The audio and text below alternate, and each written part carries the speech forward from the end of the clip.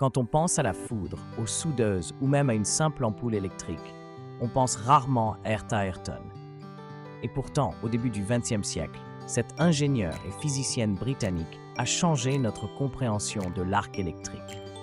Ce phénomène lumineux et bruyant qui se forme entre deux électrodes. Mais d'abord, c'est quoi un arc électrique? C'est une décharge de courant très intense dans l'air, souvent accompagnée d'une lumière vive, de chaleur et de bruit.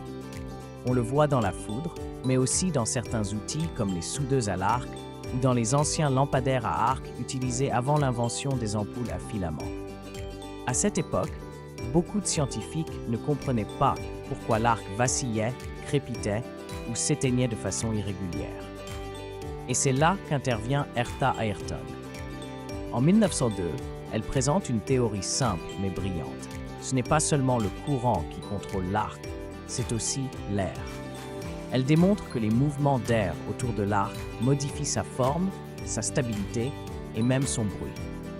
Elle observe aussi que des vortex d'air se forment naturellement et affectent la flamme électrique.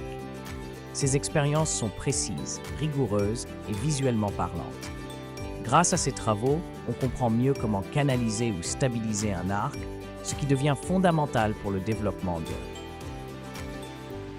La soudure électrique, utilisée dans la construction, la mécanique et l'industrie lourde. Les dispositifs d'éclairage, comme les projecteurs ou les lampes à arc au cinéma.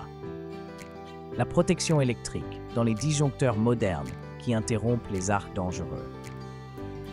Et même certains outils numériques, comme les graveurs plasma ou les systèmes de découpe laser, qui utilisent des arcs stabilisés dans un gaz.